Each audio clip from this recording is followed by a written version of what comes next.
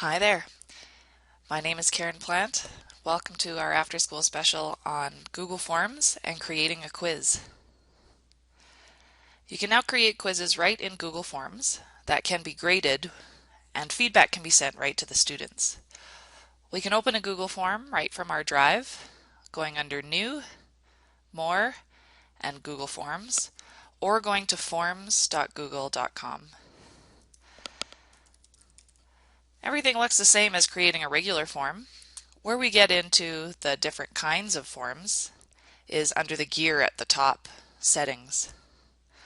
When we click on Settings, we have three tabs. The first one, General, and then Presentation, and then on the far right, Quizzes.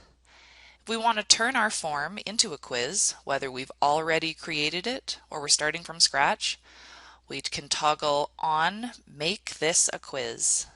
We can assign point values to different questions and allow auto grading.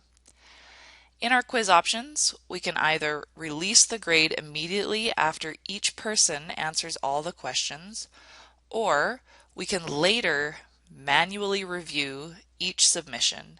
This would be beneficial if the questions that were included in our quiz had a long answer portion or short answer text. This way, we could review the short answer text and provide feedback.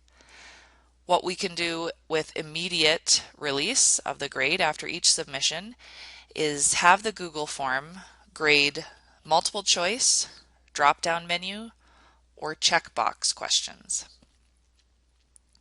We can also decide from this menu what our respondent can see. They might be able to see missed questions, which ones they answered incorrectly, so it would identify which question.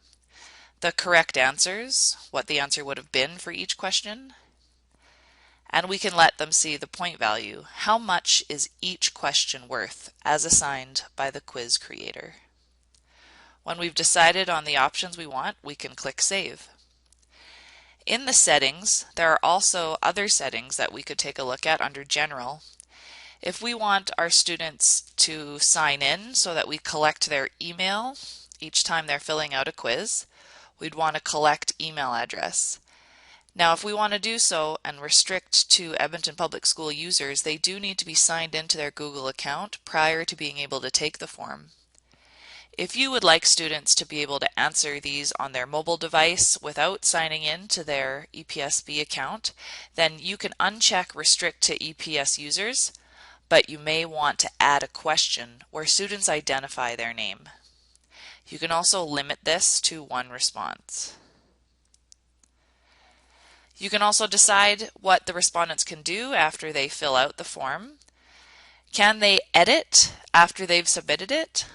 Or, and I don't suggest this one, see a summary of charts and text responses from everyone who answered the quiz. Whether we're making a quiz or we're making a form, when we check See Summary Charts and Text Responses, respondents can see what everyone else wrote. There may be a time for this kind of option to be checked, but it's not very often. Once we're creating our quiz, we're going to create just like we have when we create a Google form. We can have our question. Google Forms does not number the questions in a survey, so if you have a paper quiz that you want to turn into a digital answer sheet, you could make sure you identified the number of question that they were on in the question itself, but that doesn't have to be necessary if you want to just use the digital submission and type in all the questions. Multiple choice checkboxes and drop-down questions are used and can be marked automatically, and short answer and paragraph answers can be marked manually. At this time, Google Forms with the quiz option doesn't have the ability to grade numerical response questions.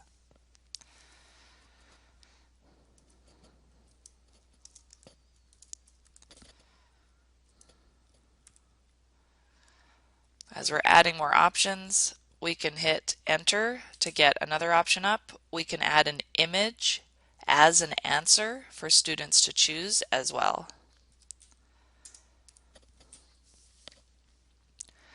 At the bottom under Answer Key, we can click that and begin to edit the Answer Key portion. We can decide how many points a quiz is worth, what the correct answer is, and we can also provide answer feedback. Answer feedback can be provided for incorrect answers, and this can link to a website. This kind of choosing what the student can see if they get the incorrect answer can also be a text response from you, the teacher.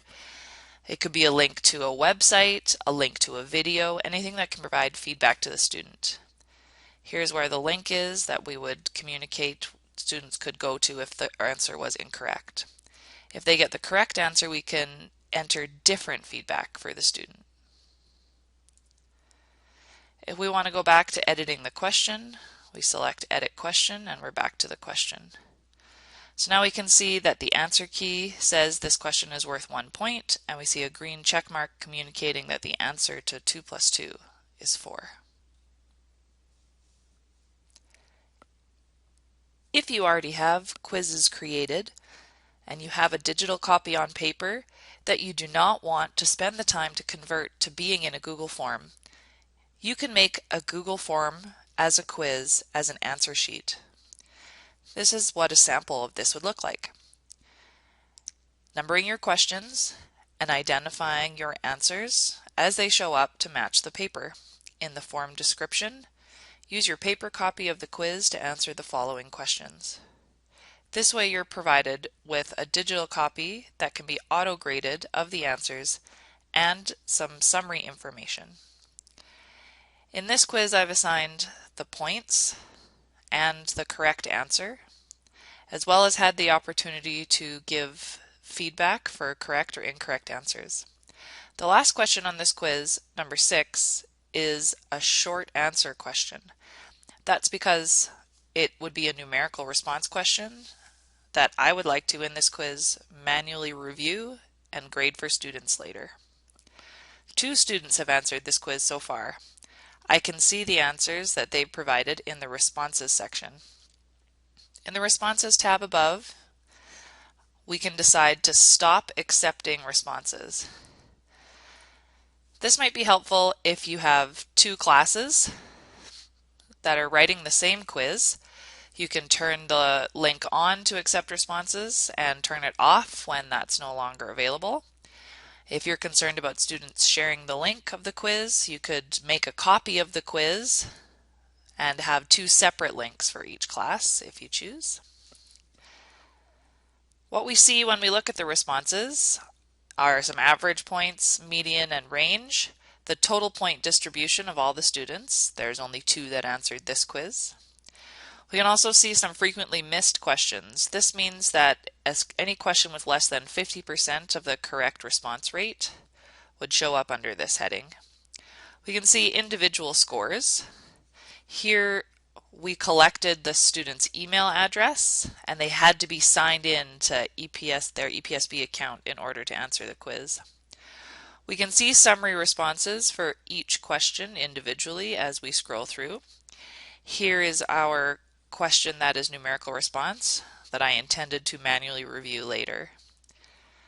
We can see in gray are the number of students that got the question wrong, and in green the number of students that got the question right.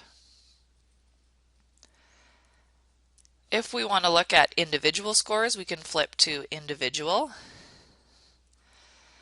We can see at the top this first student, Amanda Basso. We can see that she got the first one right and the second one wrong. And I also have the opportunity to manually review her long answer or her numerical response question.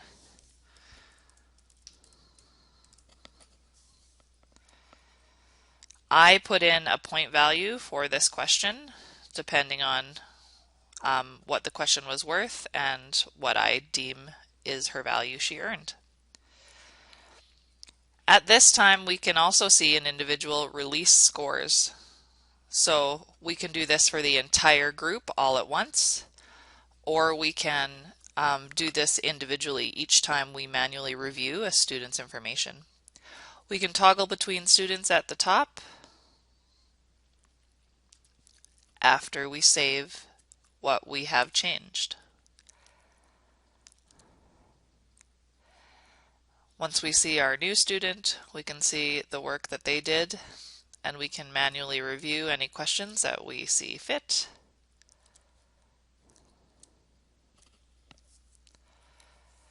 This form is also linked to a spreadsheet, so we do not need to keep our data in Google Forms. Instead, we can have that data as a spreadsheet and continue to link form data to the spreadsheet by linking a new sheet.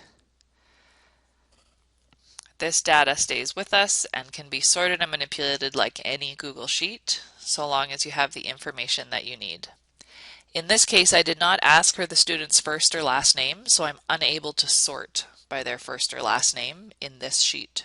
So think about how you're going to sort your data prior to making your form. Under the Scores section, when we are in the Summary tab, we can release all scores at once.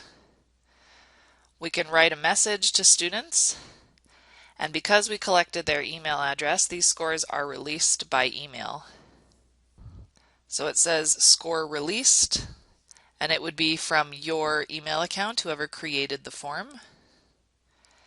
And this is the score that you'd receive. The student would see what they got, and then they would also see a summary of their answers and any feedback you provided them, whether it was specific feedback to a question, it could be feedback as a message when the scores were released, or it could be feedback on any kind of short answer or paragraph answer question. There's lots of ways to use Google Forms and quizzes to support students gaining timely and appropriate feedback. This is just one of the ways, and I hope you can benefit from it and students enjoy it. Thanks.